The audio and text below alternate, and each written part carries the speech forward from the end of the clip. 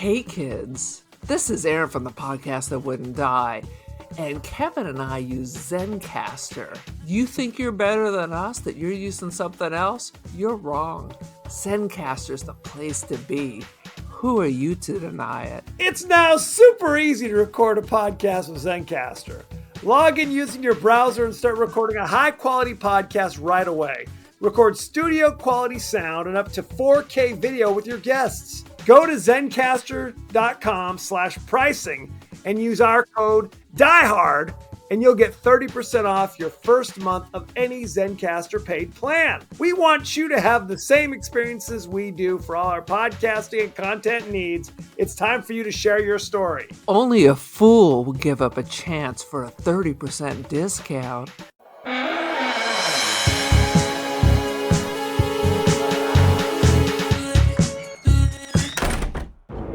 Just take a look around. Darkness rules the earth. In a dangerous world. Governments crumble. Chaos reigns. In a treacherous time. There is opportunity in chaos. Evil is a fact. We shall succeed where they have failed. Drax is on a quest for a supernatural power. They know far too much. And courage. Stop them. You're the only one who can. Is a phantom. Welcome to the latest episode of the podcast that wouldn't die. I'm your host, Kevin. With me, as always, is Aaron. Hello! We are discussing the superhero action jungle adventure film, The Phantom, starring Billy Zane, Christy Swanson. We've got Treat Williams and Catherine Zeta-Jones. The list goes on and on. But before we talk about that, we also have a very, very special guest, our old buddy Antonio from the Cult-Worthy Cinema podcast. What's up? What's up, guys? It's been a while. It has been a while. We haven't had a guest on this show in like ages. I don't know what we've been doing. Asleep at the wheel, for God's sakes. So I mean, anywho. You just saved it for the best guest, right? You're like, maybe his calendar will open up. We went and saved the best for last, or the middle, whatever this is, the beginning. Each week on the podcast, we discuss guilty pleasures and forgotten classics of the horror and sci-fi genres with a comedic twist. Aaron, what's the latest with you? I'm supposed to be cleaning out my hoard stack, but I went to an estate sale yesterday and today and just spent $500 on more cameras. $500 at a garage sale. Sweet Jesus. Good at stuff. An estate sale. What's the difference? Yeah. It's one is more expensive. House, not the garage. It's the shit from the house, not the garage. Exactly. Fair. No, I got some very good deals. Like one of the cameras was supposed to be $500 and I got it for like $2. Ooh. One was $150. I got it for $40. Okay. So I checked in very. They're very expensive cameras. Very nice deal. Do they work? So now I have to sell. Yes, I learned that lesson. So I need to list and sell. And didn't you sell like object art recently? Oh, yes. On First Dibs, I just sold 4 triptychs, the Dude Ranch theme. One featuring our very own Cowboy Kevin, one of our father, one of our nephew Sean, and one of my friend's husbands. Okay. And someone bought all 4. So, score for me. Selling family photos. Dude, but if I take your picture, consent is given right there. It's implied consent, I would argue. It's implied consent. You may wind up on the media or at Artsy and First Dibs. Boom. Good stuff. Good stuff. Antonio, what's going on with you? Anything new and interesting? Okay, let's see. Well, I just finished recording an episode with you guys on my show for 1995's Congo. I mean, I haven't edited it yet, but it was like 55 minutes. I'm aiming for 52 minutes after we trim some fat. I don't know. I don't think there was any fat. It's it was Congo. all pearls. All pearls. When you're speaking about a film as highly regarded as Congo, Yes. you know, it's hard to stay under an hour, honestly. No question. Facts. No, it's a true classic. So, ladies and gentlemen, stop what you're doing, rush out, will. and listen to the Congo episode, and frankly, every other episode of Cult Worthy Cinema Podcast. Go watch Agreed. Congo first, though, so you have some relation to the conversation, right? We don't want to spoil anything for you. The surprise Shyamalan twist at the end. Yes, no question. Sweet Jesus. Aaron gives us a Yes. 30-second synopsis of The Phantom. Beautiful Billy Zane with his lustrous locks. Grew up in the jungle and is a superhero of some sort in this fucking mess of a movie. Ah, The end. The end. the end. Or is it? Question mark. Ugh. What's funny is when Antonio suggested The Phantom, I thought we were doing The Shadow with Alec Baldwin. For like I'm literally. Oh, glad. God. Oh my god, I am so glad that you said that, because there are literally Like, that's plot points. next. No. There's plot points in The Shadow that I always get mixed up with plot points of The Phantom. Like, I honestly thought, like, wait a second, isn't Genghis Khan a plot point in this movie? I'm like, oh no, that's The Shadow. Like, Right. they came out around the same time. They're kind of the same movie in a way. Like, Yep. Superhero who's not like really super, crazy industrialist dude, weird mob guys, the gal. Like, I really conflate the two movies together. So I'm glad you said that. Oh, it's 100%. It's all Literally- boomer throwbacks to the old serials. Right. Oh, yeah, no question. I mean, we don't remember, honestly, that when Batman came out in like 89 or whatever it was, there Yeah. were a score of kind of imitators that came out, including The Phantom and The Shadow. And I don't think any of them really did well. They were all stinkers. For a brief time, I remember like you could order the old radio dramas like on Yeah. KTEL, because I remember who knows what danger lurks in the hearts of men. The Shadow knows. Right. You could Hey, buy Soul them for like Classics. you could buy them for like $5 in the bargain section of Barnes and Noble back in the day. Like, I'm like, Yeah. oh, $5 for the entire run of The Shadow on CD. Did I ever listen to it? Oh. No, but I bought it. It's probably still sitting somewhere. Gathering dust. When I was a kid, during summer, Camelot, which was our movie theater, Right. would do this all day thing on a Wednesday. You would just drop your damn kids off, and the JCs would watch them. So they would show a couple of old serials, a bunch of old like Woody Woodpecker movies. Then they'd have all these raffles and drawings. Yep. And then the feature film, which was always was like Clue or some other HR Puffin stuff for the feature films. So your parents could be done with you for like 4 hours. That And it was sounds like a Palm dream. Springs, so it was 120 degrees anyway. Right. 100%. So I'm familiar with some of these old serials, Buck Rogers and such. Well, it Just from bugs that. me. It bugs me that The Shadow and The Phantom weren't as great of movies as they could have been, because like I think that we were kind of obsessed with this era in the 90s, this kind of Art Deco style 1930s. Yes. If you think about it, the Batman Dick animated Tracy. series was all that. You know, Mhm. it had all that Art Deco, like 30s, 40s look to the Oh, yeah. architecture and the cars and stuff. So you would think that Batman would was always good. translate into these movies. And like, I'm not gonna lie, these movies look good, but they're Mhm. not good. No. I don't understand how, if he was raised in the jungle, why is he riding an Arabian horse with a wolf wearing a purple crazy outfit? Wouldn't it be some kind of tribal colors or something? When did he leave the island? Because that was not explained. Well, okay, this is very important. This is the Please lore. explain to me, because Kevin's this got the lore. fucking makes no sense to me. This- Thank you. This was a comic strip, and the Phantom predates Superman and Batman. Like, it was the first Okay. one who wore like tights and shit and fought. Now, he primarily fought like pirates and stuff, because I think he was like kind of a jungle warrior who, like, if gangsters came to the jungle, why would they do this? Unclear. But if they did, he was there to kick their ass. But was like- Jungle Cred, they invented spandex. Right on. He's like Jungle Zorro, if you think about it. He is. Zorro. 100%. Now, he's called the Phantom because it was like 400 years ago.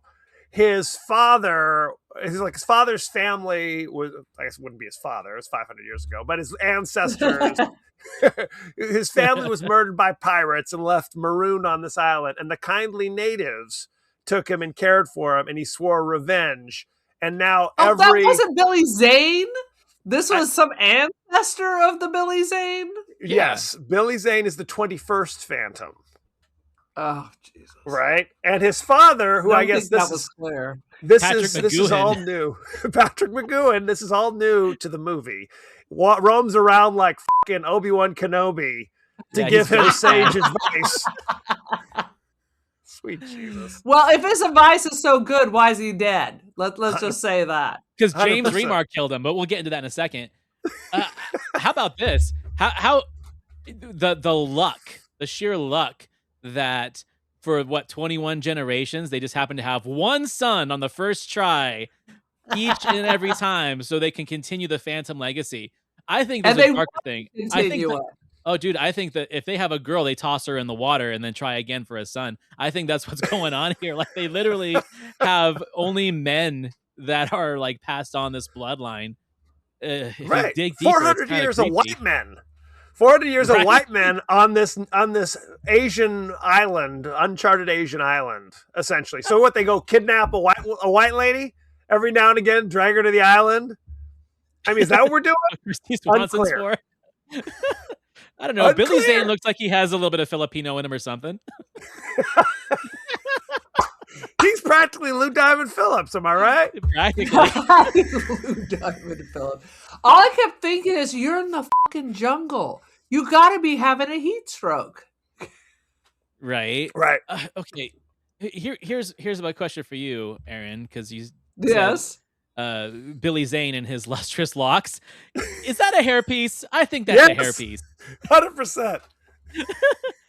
Like, I think Billy Zane had already committed to the bald by this point. He was already Had he? doing. Yeah, he was already there. He was already doing the Billy Corgan, if you will. This is the movie that made me finally realize Billy Zane's just not a really good actor. Oh, poor Billy catching strays here. Let's Yeah, let's seriously. be straight.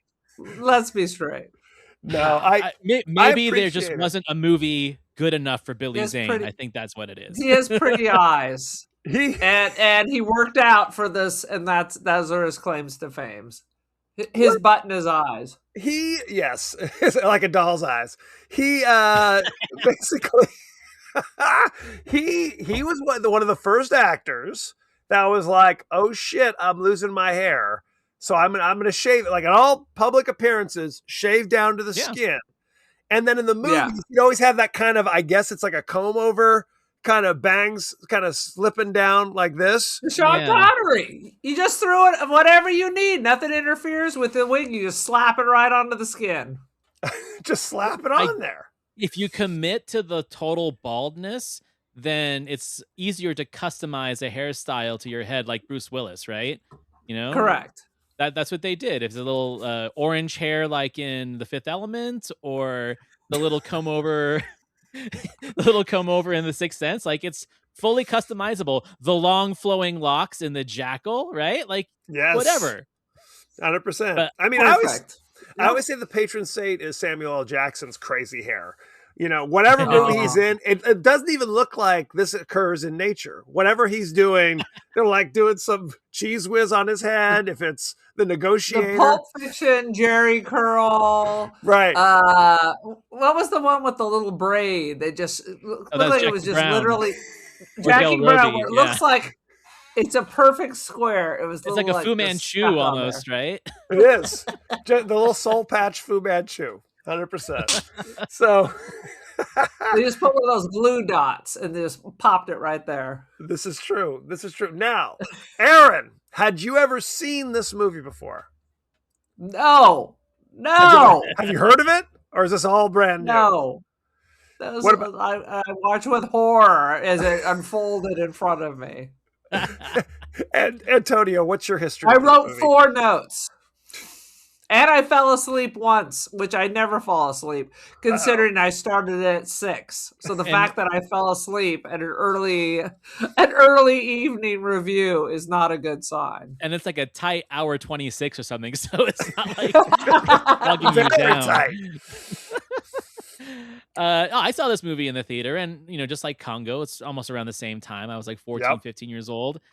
And I'm telling you what, man, like maybe in the theater I didn't appreciate it, but this was one of those movies that if it was on HBO or whatever late at night in my late teens, early 20s, I'm like, oh, it, I guess I'm watching The Phantom. Like I just had a hard time turning the channel.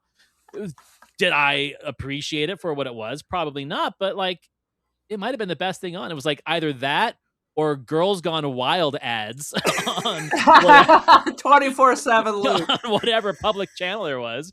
So yeah, I think that's how The Phantom absorbed. But like I said, I always get this movie mixed up with plot points from The Shadow. And I can tell you right now, I've watched The Phantom way more than I've watched The Shadow.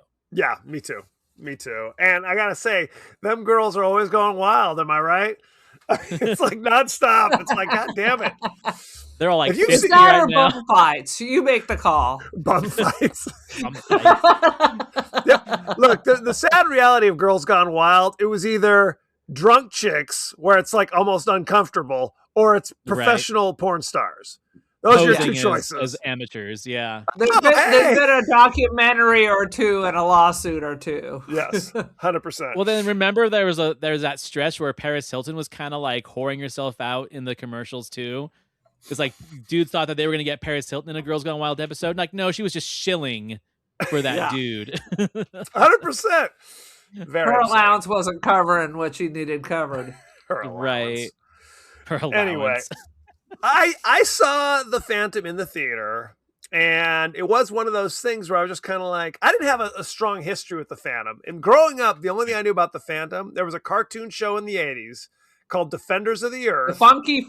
Oh, I thought it was the Funky Phantom. It was not the Funky Phantom. And it was a weird cartoon show where they took Flash Gordon, they took Mandrake the Magician, and they remember took the Phantom, and they fought like Ming the Merciless or some shit. And that's my only introduction to any of those characters. Well, I knew Flash, but It was like the Mandrake. Justice League of like the pre-DC, pre-Marvel universe.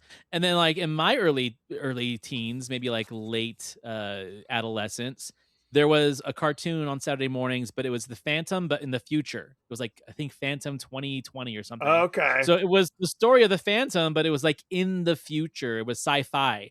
And that was before I think the movie came out. So in a way, I'm like, oh, I know this IP. I know this intellectual property.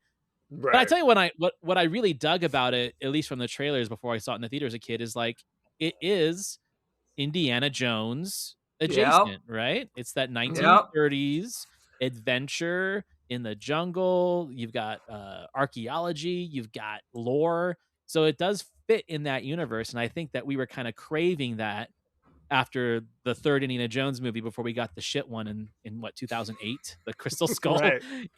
So I think it kind of fed our Indiana Jones appetite for a little while.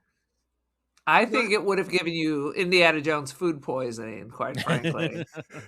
I think that's what they were going for, right? They were trying to, well, and it's like that kind of genre mashup where it's adventure film, right? There's pirates and shit, but it's also here's a costume guy beating up gangsters or whatever, or pirates. So it's a weird kind of combination of these things. Now, that's all based upon, allegedly, the original comic strip. What's interesting is the guy who created the original comic strip was still writing the comic strip like until 1990 or something ridiculous when he finally dropped dead. And I think it's still going on strong today. So interesting. It's crazy. It's crazy stuff. Why don't we jump right into the highlights? Aaron, you got 4 notes. Why don't you hit it first? Richie from The Sopranos is in it.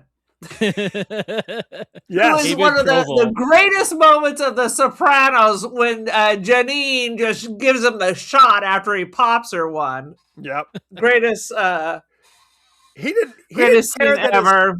That his brother was murdered right in front of him with a spear. He was like, hey, you're in charge. Treat Williams like, I killed your brother in front of you. You're in charge of all the crime in the city. He's like, okay, sounds good. No problem. That's just how it goes. That's just how it goes. They take Richie out with a goddamn cannonball that sends him flying like 500 feet. That's a beautiful scene.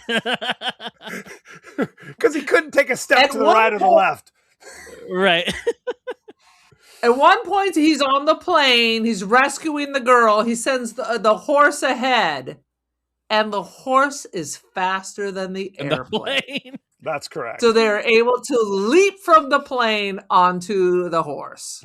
How about that? I'm sure it was great for the horse. The horse loved that scene. I dug it. How about the fact that he's clearly wearing eye makeup, black eye makeup around his eyes, and then the mask? But at the end, no one really knows who he is. It's like Clark Kent until you take off the mask, and the eye makeup goes with it. Well, they do that in Batman too, so I give that a pass. But yeah, I mean that suspension of disbelief that he does Clark Kent.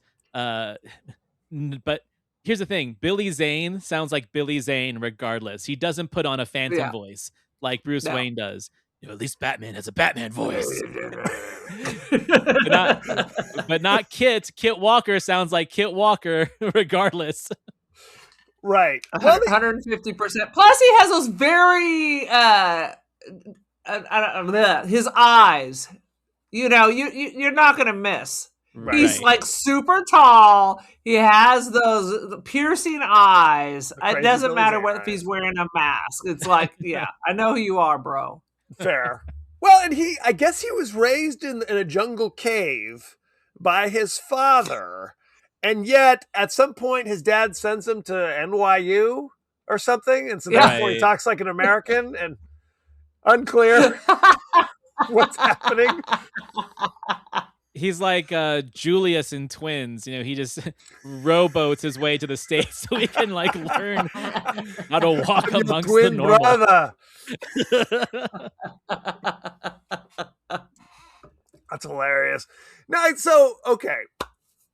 I have to try to put this in perspective here. So Xander Drax is an important local businessman who's also, I guess he's a gangster as well, or he hangs out with gangsters.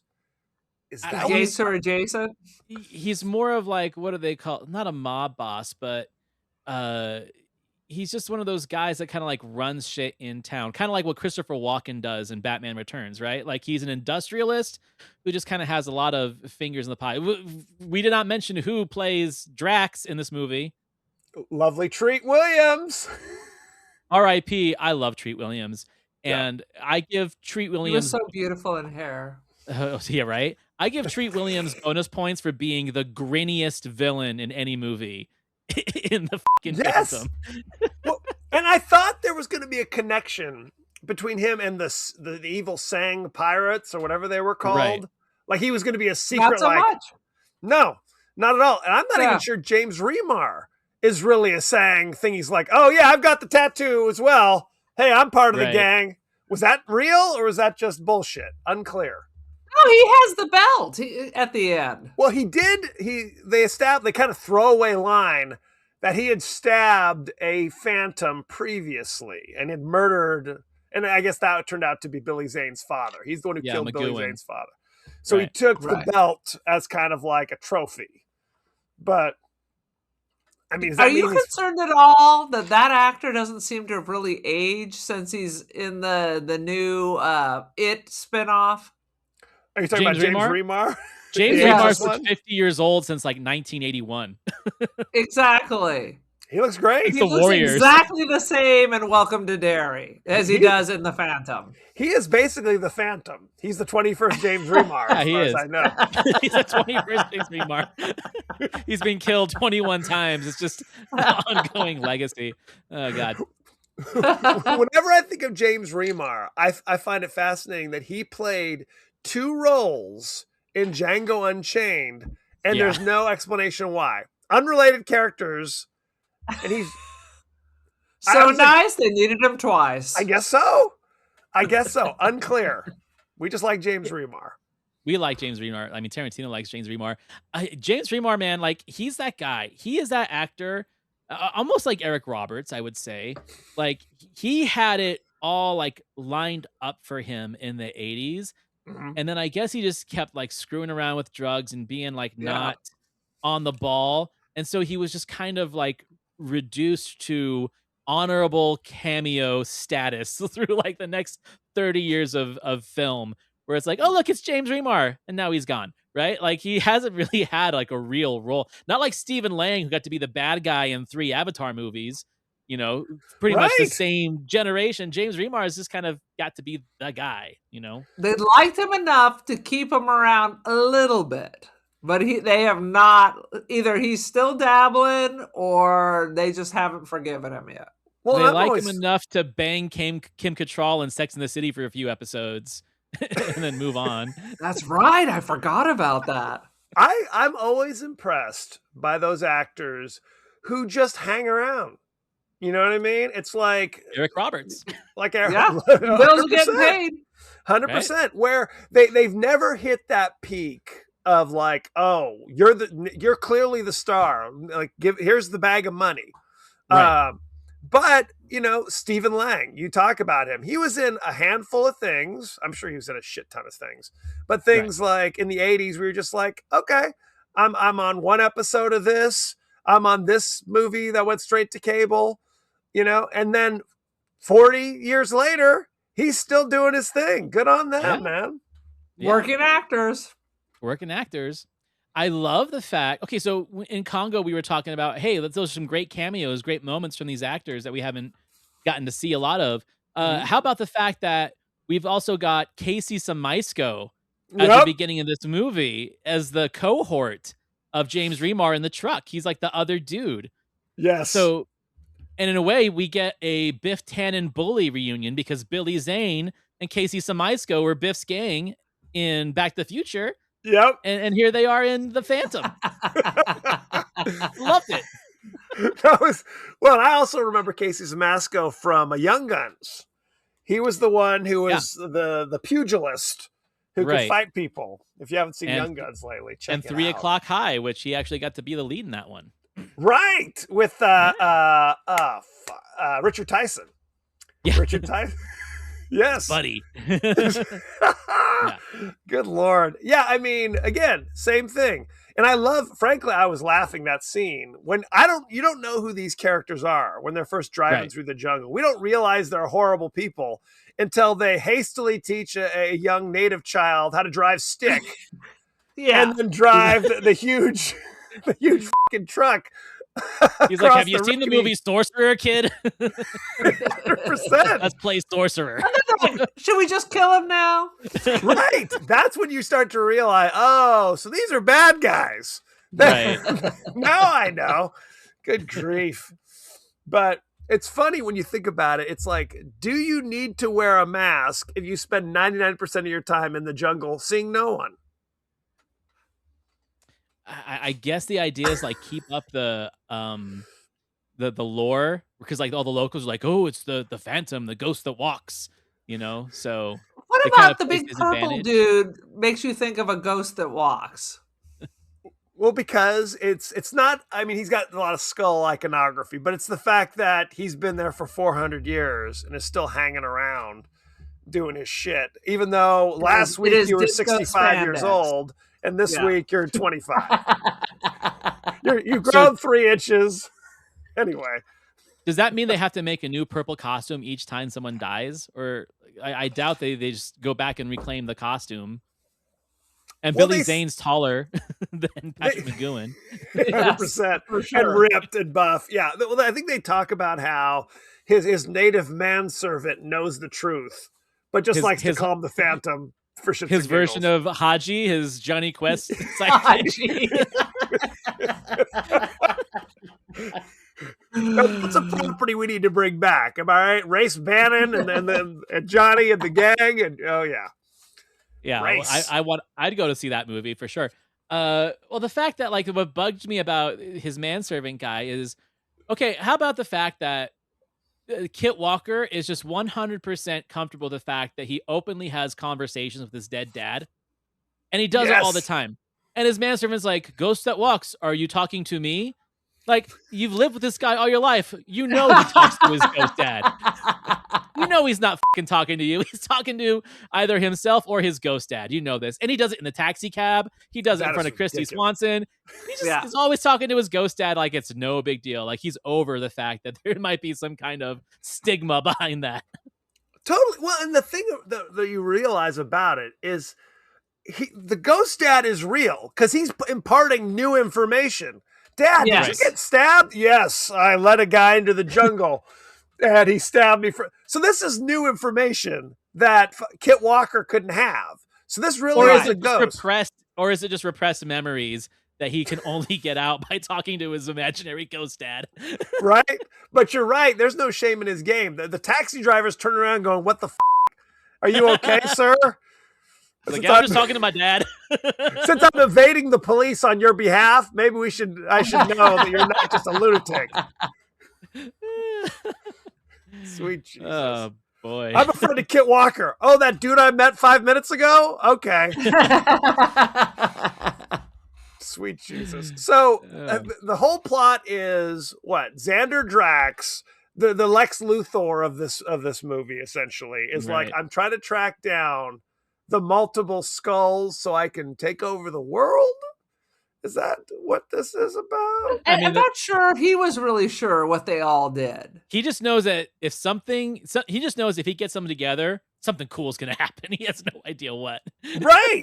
And I always love that kind of generic, I'll rule the world. Oh, really? What does that look like?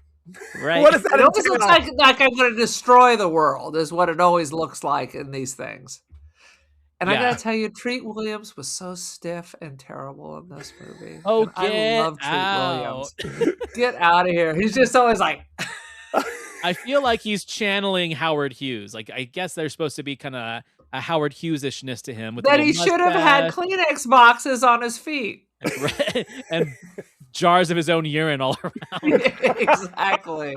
Is that stained glass? No, that's just jars of my own urine. I think the issue with these movies through the 90s into like the early aughts was the idea of, if we're doing cartoon movies, we kind It of would act have like to a do it cartoon. kind of campy. We Yeah. can't treat it like brutally serious. It's got to be kind of zany. And I think he was Right. trying to do the chewing scenery shit. I agree. It just was not working for me. Well, there pretty much wasn't anything working for me. This is no Congo, my friend. Let's just say that. Right. This doesn't have a lot of quotables or a talking gorilla. Dude, this needed a talking gorilla. Is that needed too a much to ask for? At least Or the horse, some of or the the some wolf. of the killer gorilla, something. Right. But what it does have is it has pretty much, what would you say, a crew of hot female sky pirates led by Catherine Zeta-Jones. That's right. Yes, We I needed would more say of that. We needed more of that. Shit.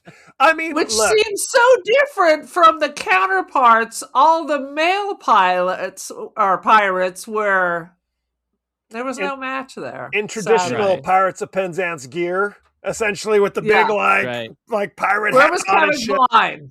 Where was Ray Smith? I am the pirate king.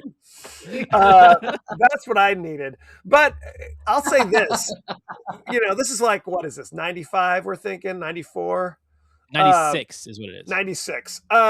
this was prime time Christy Swanson, who I had a major league crush on, and then it introduced me to Catherine Zeta-Jones, who was a smoke show at the time. So I'm down for some. Is this her first U.S.?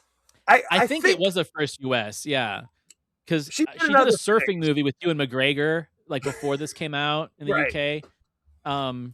And then Zorro was like put her on the map like a couple years later. Zorro. Correct. This led directly. People were like, "Oh, who dat?" And that directly led to the career defining. What was it? The Mark of Zorro, the Mask. Something was Zorro. Mask.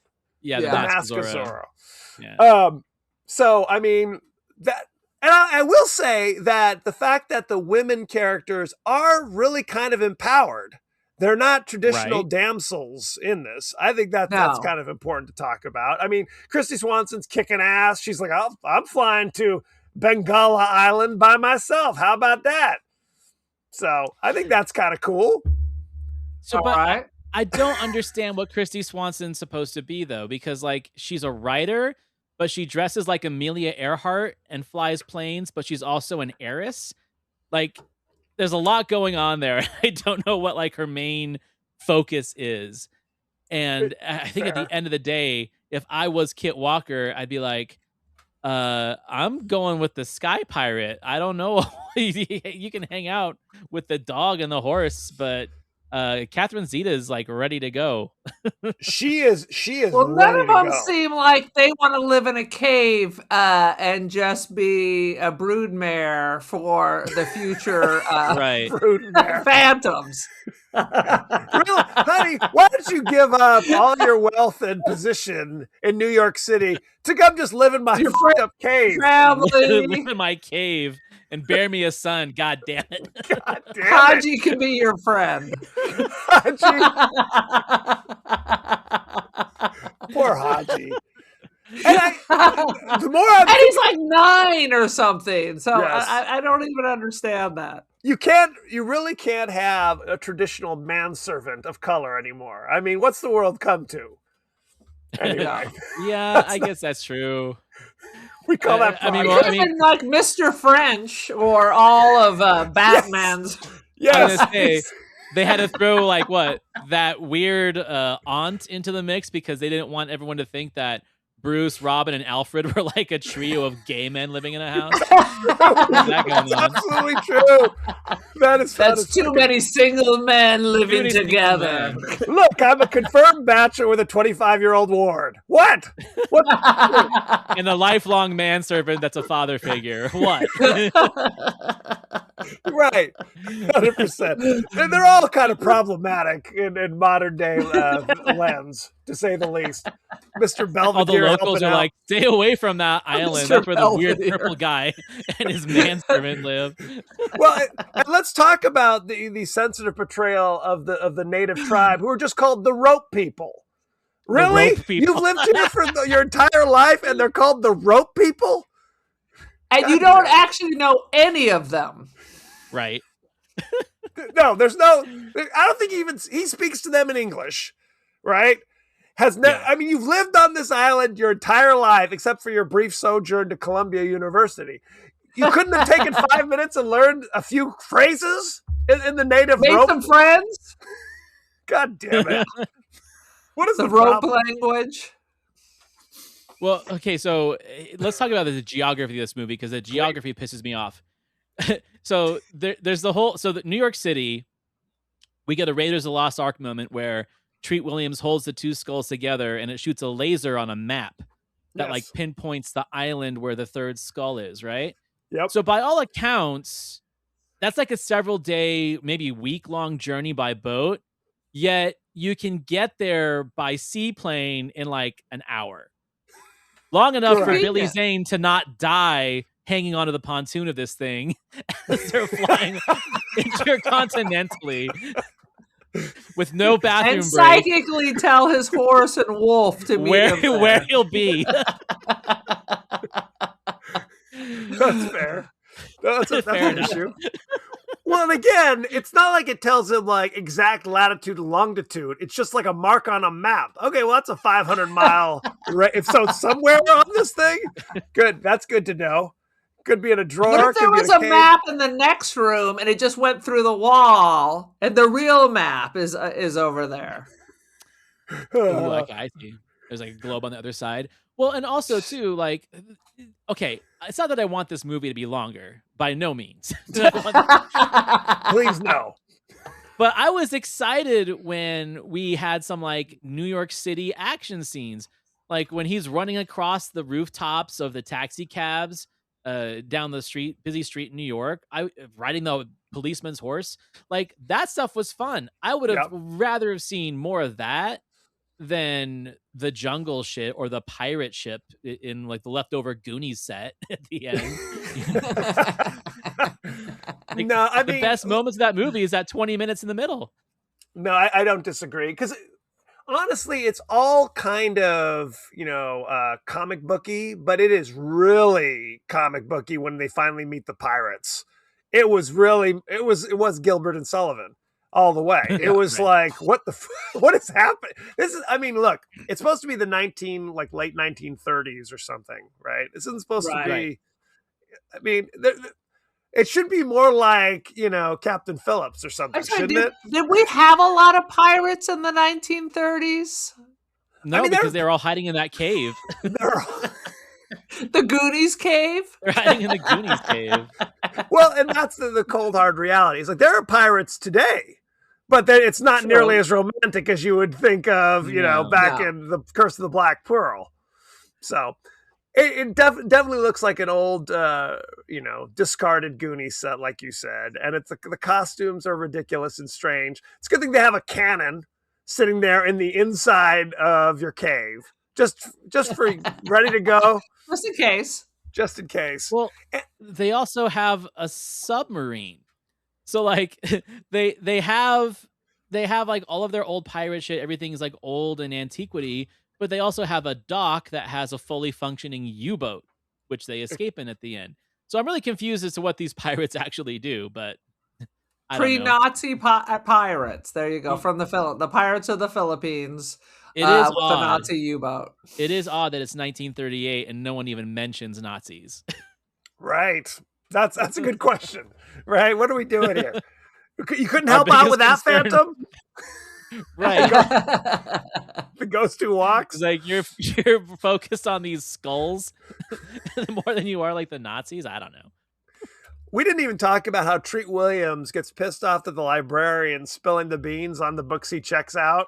So he pokes his eyeballs out in a crazy rigged. Check out this microscope here. What? I'm just a librarian, sir. That's okay. Take a look. I got something you want to look at. And I don't think that kills you, by the way. It doesn't feel good. It puts your true. eyes out. I feel like the whole movie was written around that. We called my friend Rhonda, who's a nurse, after watching a Fulci film to see if that would actually kill you. Having a chunk of wood go in your eye. Any kind of eye trauma. Eye trauma. I think it was Halloween 3 when the guy goes in and does the eyeball gouge. So many movies with so much eye trauma. It's a problem. It's a problem. Any other highlights of the Phantom you guys want to talk about? Oh, did we mention any highlights? I guess I dozed out for that. Rather than watch the movie, I might find that microscope, frankly, at this stage of the game. Right. You and I disagree about Treat Williams. I kind of like what Treat Williams is doing here. Or maybe I just like Treat Williams. I mean, think about it. He went straight from this into like the Substitute sequels. So I guess it was a decline from there, but decline. I don't know. I dig. I remember him in 1941. I remember him in Dead Heat. I'm trying to think what the pinnacle of Treat Williams is. Might have been Hair, when he had long curly hair and had the lead role. He never looked so good. Yeah. I don't know. Dead Heat. And that movie wasn't that great of a movie either. No. Hair? I mean, yeah. I like Hair. I just don't like John Savage in Hair. But that's a whole different episode. Highlight for me, rest in peace, just recently, Cary Hiroyuki Tagawa Right. the Japanese pirate. He just passed away this year. Great performance. I love him in Red Sun, and Yep. he is the Rising bad Sun. guy in the first Mortal Kombat movie, Rising Sun. Yeah, Mhm. not Red Sun's the Charles Bronson movie, Rising Sun. Yeah, like it's great to see him in anything, especially in the '90s. And I was like, oh yeah, it's this guy, not the Genghis Khan character from The Shadow. But yeah, I guess if you need a pirate, No, he's a Why would classic. the Shadow be with Genghis Khan? again, there's like something with an antiquity thing that brings back the spirit of Genghis Khan or something. Well, I Yeah, think with the it's a lot. Shadow, he went like he was a playboy who went to the Far East and developed certain magical Oh my powers. God. He's the one who invented the puzzle box. Is that brought the Cenobites in? Is that it? That's what it's all about. 100%. Sweet Jesus. That's the origin tale. Why don't we go behind the scenes, shall we? Let's do. On that note. Oh, I have one more thing. Oh, sure. Question mark. Do you think that Treat Williams' character of Drax is the ancestor or forebearer to Hugo Drax from Moonraker? Do you think it's the Ooh. same family? So you're saying in the lore of the movie was Xander Drax? Were there a lot of Xanders in 1938? Unclear. Unclear. Xander Drax was the forebearer of the evil French industrialist Hugo Drax. I would Maybe say the no same relation. family. Like, let's retcon this a little bit. Please. Let's say the Drax family, like American Tail, right? There's the ones that stayed in Europe, and then there's the Yes. ones that sought a new life in the States, in the New World, but they still have that penchant for global terrorism and world domination. You know what? And I will tell people, I love Moonraker. Moonraker is it's Roger Moore at his most ridiculous. There's a scene, there's a battle in an airplane scene where he's rubbing his hand up a girl's thigh, and she goes, "Any higher, Mr. Bond, and my ears will pop."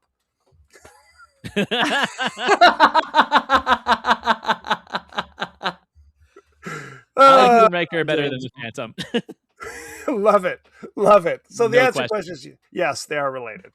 No question. I think so. In that American Definitive. Tail style, yes. Somewhere out there. Behind the scenes. Billy Zane pumped iron for over a year to fill the Phantom's costume. And they originally had like a kind of fake Batman-like costume with the muscles built in, but they didn't need it. They actually had to remove the muscles from the costume because he already had them. How about that? Dude, he did all kinds of crazy shit for this movie, and it's so wasted. Well, you say that. All the shit he did for this new Marlon Brando movie that he spent years getting made, and apparently it just sucks balls. Like, oh no, like, Billy. He looks just like Brando. He gained all this weight. He looks great, and the movie sucks. Like, I feel that's just Billy Zane's lane. That's his legacy. Put in the work and have no return on it. Exactly. I was reading about how in the early 70s, late 60s, early 70s, people thought Burt Reynolds looked so much like Marlon Brando that they basically forced him to grow a mustache to differentiate himself from Marlon Brando. I do not see that. I don't you have see to that look at at all. young Burt Reynolds with no mustache and put him right next to Marlon Brando. Their faces. Like Deliverance? Like Deliverance? Yes. He doesn't have a mustache. Deliverance. Oh, yeah, Deliverance. Isn't that crazy? Well, because he was a TV star. He was on Right. Gunsmoke or whatever. And that's the thing. They thought, and Marlon Brando was threatened by it. Now, he also thought that Burt Reynolds sucked as an actor, but he also was threatened by, because Burt is much more fun than Marlon is, at least at that time. Anyway. I agree. If you had to hang out with one of those people and expect a good time, it's not going to be Marlon Brando, and it's not going to be Fiji. No. No, Anyway. Burt will put you like in his Firebird or whatever and drive you around all fast. Like he's Marlon's gonna get out a stick of butter. Oh my god! Little known fact. Facts. The Palmer Mansion set is actually the real life Playboy Mansion in LA, owned by Hugh Hefner. Oh, I should have known that because I used to watch. We talked about Girls Gone Wild. I used to watch The Girls Next Door. I used to watch that too. They just were on my TikTok before we joined. Billy Zane is a huge fan of the Phantom being introduced to the comics while filming Dead Calm in 1989, and he's actually called this his personal favorite film he's ever made. How about There's that? something wrong with him, Billy. I mean, it looks Billy. like a good time. It looks like a good time. Yeah, maybe he had fun doing it. Horseback riding and stunts in the jungle and. Oh yeah, he's all professionally trained. I notice at my off hairpiece. he's writing English and all of this. Well, what would be his career movie if you had to pick one? I mean, it has to be his most famous role, which is the Titanic. I think that's what most people know him from. Right, but again, not like our kind of people. I mean, most people. Yeah, I get it. I would say my favorite role of his is the Collector in Demon Knight. You know, I think. I do enjoy the Demon Knight. 100%. Yes. Love it. Yeah. I totally forgot about that. That would be my favorite role of his. He is dynamite. I think that's his most triumphant role because I don't like Titanic. So how about that? Yeah. Well, it's that thing where it's like, I think back in the day, certain actors would kind of be like flash across the landscape, and then you don't even notice that they haven't been in anything for 5 years. I think that's like Christy Swanson had a brief moment there. That's Billy Zane. It's Treat Williams. It is what it is. It's a sad situation. Yep. It's a tough biz. It's Richie Aprile. It's Richie Aprile, 100%. When not it's the filming, jacket. when not filming, Billy Zane had the habit of running out to buy sushi wearing his Phantom costume. See, that just means he was having a good time, right? Yeah. He was having a good and maybe that's why he likes it, because he can just be buck wild.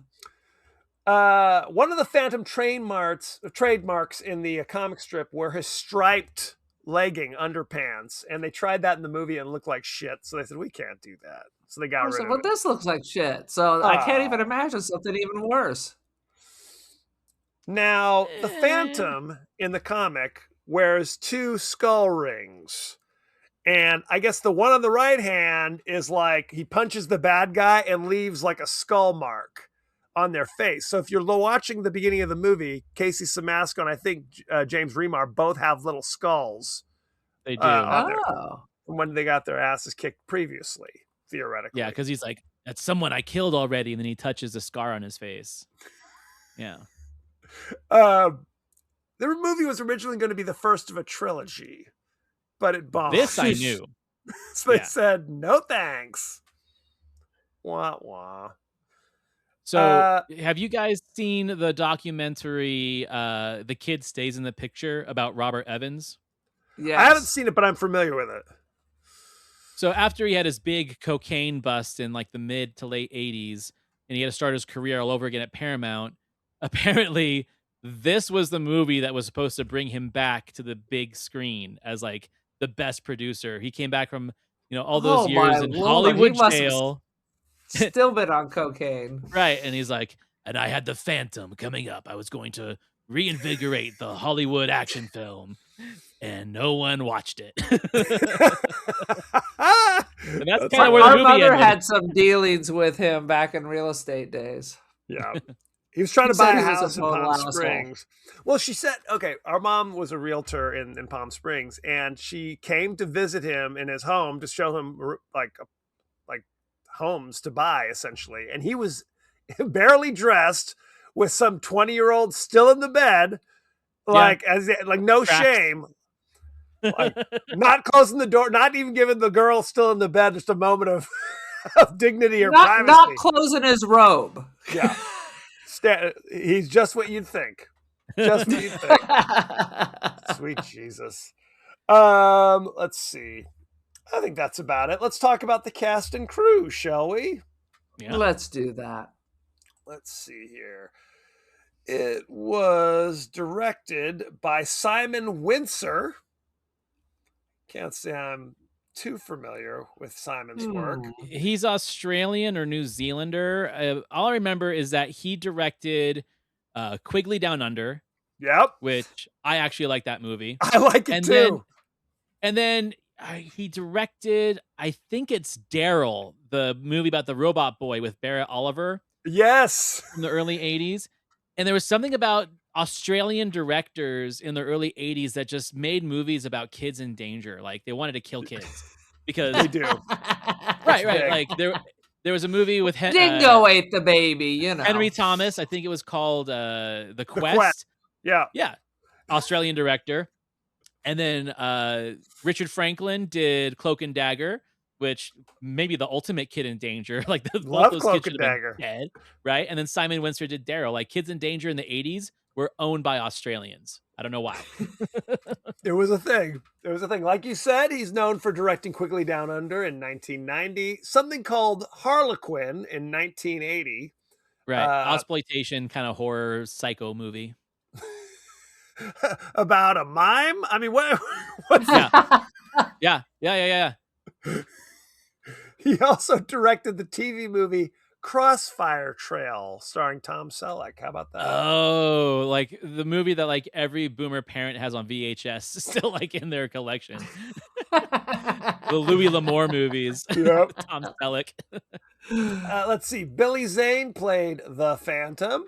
You know him from such things as, of course, The Phantom in 1996. He was in Titanic in 1997. Back to the Future Part 2 in 1989. And Dead Calm in 1989. And Zoolander. And I love him in Zoolander. Zoolander just refers to him as Billy Zane the whole time. Hey, Billy Zane. Christy Watson played Diana Palmer. We've actually done a couple of Christy Swanson movies. Do you remember one, Aaron, that we did? I cannot. How about the immortal classic Deadly Friend? That's like one of the first episodes I listened to. Not Deadly Friend. Love it. That was so weird. She's known for Buffy the Vampire Slayer, the movie, which I enjoy. Not the successful series. Not the successful TV series. She had a small role in Ferris Bueller's Day Off. She was in the uncomfortable Flowers in the Attic movie, which I just watched. I didn't know that was a movie. Oh yeah. They kind of got rid of the incest, thankfully. They did. Then what is the movie? Kids in danger. Kids locked in the attic, so mom can get the inheritance. And Louise Fletcher's the grandma. Yep. Oh, Louise Fletcher. Yes. Doing some shit. I think they had a couple knowing glances by the brother and sister in the attic, but there was never mysteriously a baby appears with no explanation. He keeps peeping on her in the bath or something. That's like the farthest they go. I remember I read one V.C. Andrew book, not knowing anything about it, and on the first page, incest. Where I'm like, wow, what is that? She's like, I'd always been attracted to my Uncle Drake. And I'm like, what? Truth be told, I never read Flowers of the Attic, but our sisters did, so I heard all the details. All about it. Yeah. She was also Christy Boner in Dude, Where's My Car in 2000. Oh my God. I walked out of that movie, and I never walked I almost walked out of that movie. And then she was Adam Sandler's girlfriend who starts dating the dude with the old balls and Big Daddy. And that's the thing, bro. She was like a star. I really enjoyed The Chase with Charlie Sheen. I thought that was fun. The Chase is underrated. Yeah, 100%. That's a great movie. But by the end of the 90s, it was that thing where it's like basically a glorified cameo, right? Yeah. Where you'd pop in, not the main love interest of Adam Sandler and Big Daddy. Basically just pops up here for 5 seconds at the beginning, pops up for 5 seconds at the end, and that's the end of her contribution. I did buy her Playboy in the early mid 2000s that she put out. Not bad. I think that's the last time I saw Christy Swanson in anything, apart from Fox News. Right. Now she's big MAGA doing all sorts of movies with Dean Cain. So you have that to look forward to. Treat Williams. It was not her Scientology. She had to go one way or another to keep going. Scientology is like, no, we're good. Call us, we'll call you. Treat Williams. You know him from Deep Rising in 1998 about sea monsters. Forget about it. Great movie. He was Burger and Hare in 1979. We talked about Xander Drax in The Phantom. And in 1995, Things to Do in Denver When You're Dead. How about that? I never saw that, but it always had a great name. Yeah. He did a movie with Robert Duvall in the early 80s called The Pursuit of D.B. Cooper, where he plays D.B. Cooper. And it's like what it presupposes is that like D.B. Cooper got away and went on like this madcap cross-country dash with Robert Duvall right behind him. It's a total goofy comedy, but he's charming. I have to say, I mean, this is not a hot take, but if Robert Duvall's in it, I'm probably in. And Robert Duvall does not give a shit.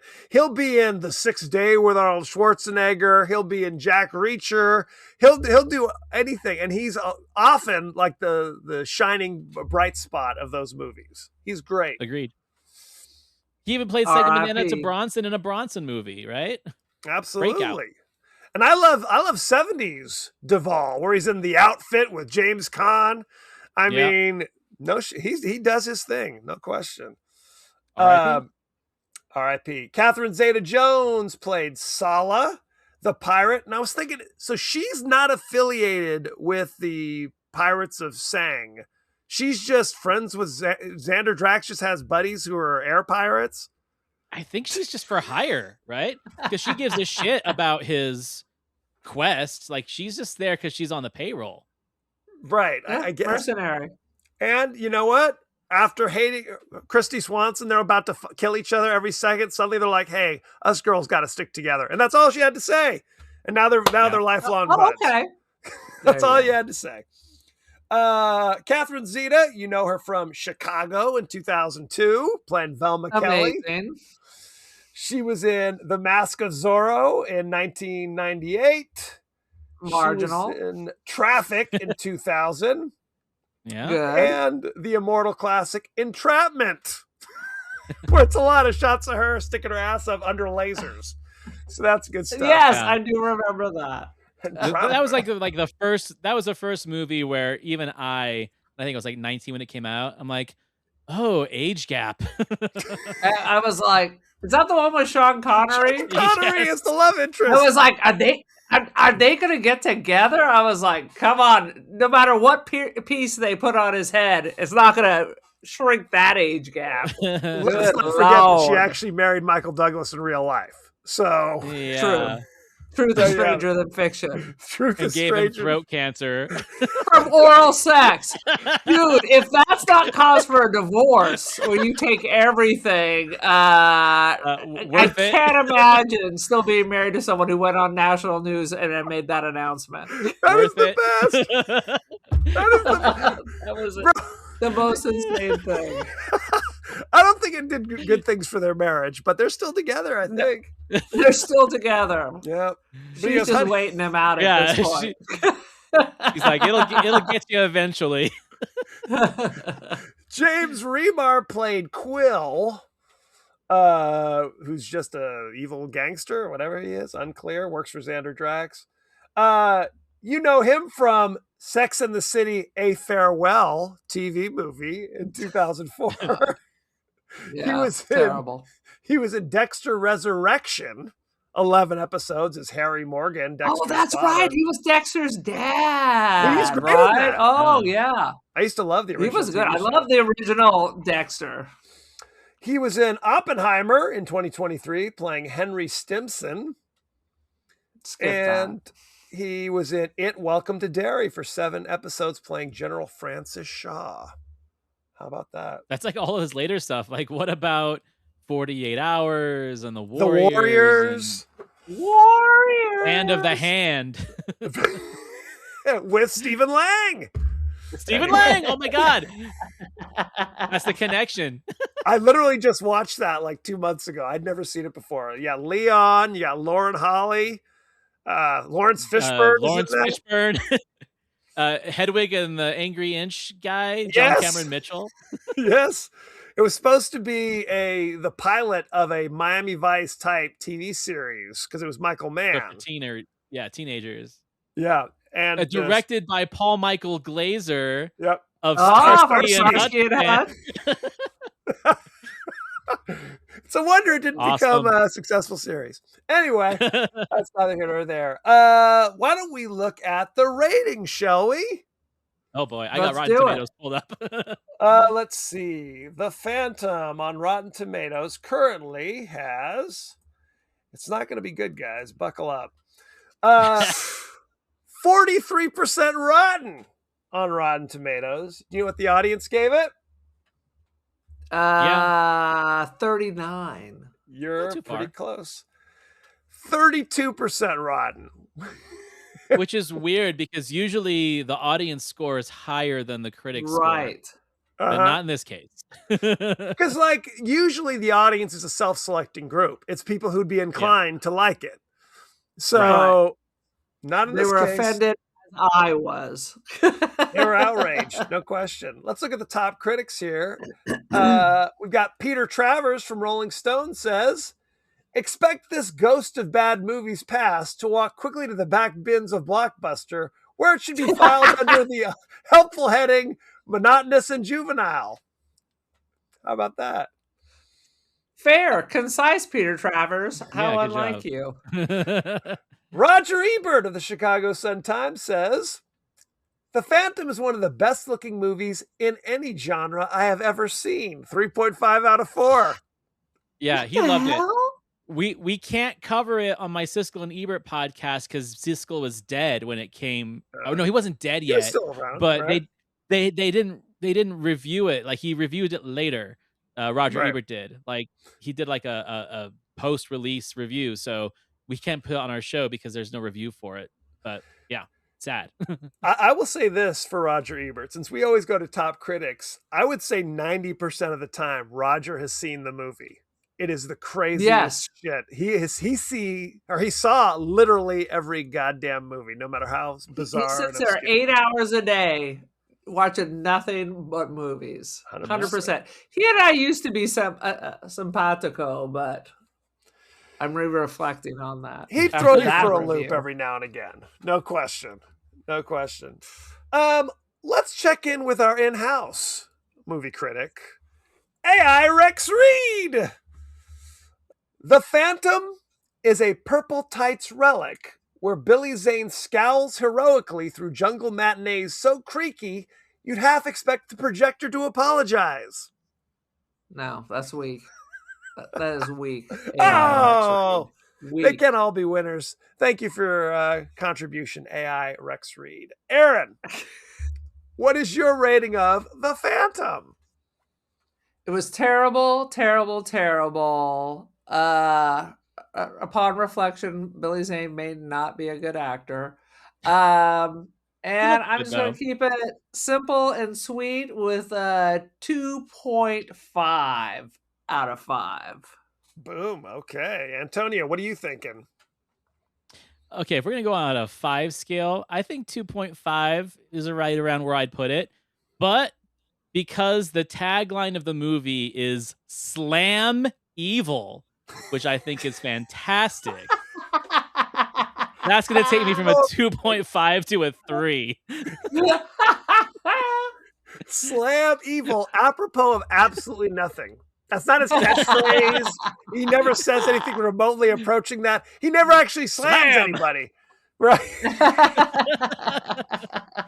He does do the thing where he pulls out his 2 guns and just shoots the guns out of people's hands or their swords out of their hands. Whoa, whoa.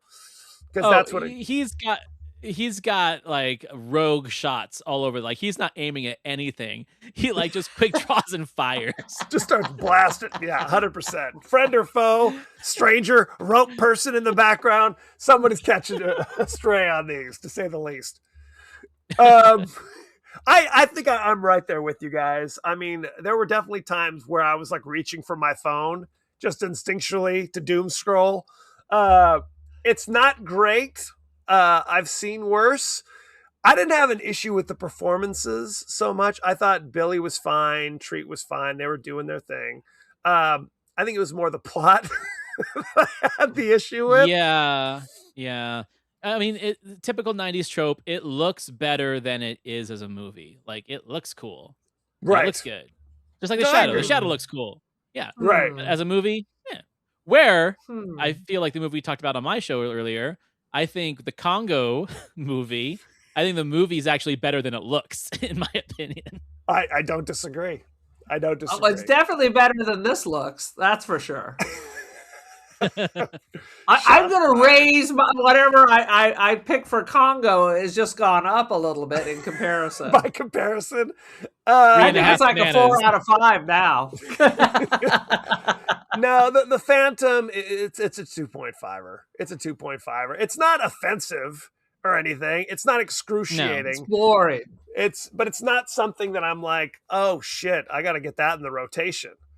So you're right. If it was 10 minutes longer, it'd be worse. Like it would be worse. Like, right. It should have been 90 minutes. 100%. Yeah. 100%. Anywho, any last thoughts about the Phantom before we move on with our lives? I've already forgotten it. Fair. No. I mean, granted, I am glad that I rewatched it for this because it's nothing that I would have rewatched. I wouldn't do it on like my show now that we've done it on this one. It's like, for God's sakes, not that. So I think I can put the Phantom to bed. Fair. Or put it to sleep. Put myself to sleep. Put it down. So, thank you very much. You can find our show all across social media. We're on Threads, Blue Sky. We're on TikTok. We're on Instagram. You can watch us on YouTube if you're so inclined. You can also email us the podcast that wouldn't die at Gmail. We are on Apple Podcasts, Spotify, anywhere else the finer podcasts are available. So don't forget to like, share, rate, and review. Aaron, what is your social media situation? I run our Ticker Talker, so if you're Kevin's junior high student, stop sending messages to Mr. Kevin because he ain't the one reading it. And stop blowing up my phone. I am on Instagram. I am the Cult of Aaron. Join the cult. I have artwork on Artsy and First Dibs, Aaron Doherty, Instant Dreams Gallery. Check it out. Boom shakalaka. Antonio, tell us about your show and where people can find you. Hey, you can find me at all the same places you can find these wonderful podcasters. But the easiest way to find me, go to thecultworthy.com. It's got links to my YouTube, all the podcasts, any like blogs or little weird things that I'm throwing on there. And yeah, and check out my other show, Back to the Balcony, which is a Siskel and Ebert retrospective. For every week, we critique the critiques of a Siskel and Ebert episode. Some fun times. We're in season 3 now on over 100 episodes. So if you like Siskel and Ebert, check that one out. And the weirdest thing is that used to be the best show. They would get into those fights that I love were the fights. epic. The fights are the best. The fights are the best. Who gives a shit if you agree? Let's go. Yeah. They'd be borderline like insulting to each boring. other. I don't think they liked each other.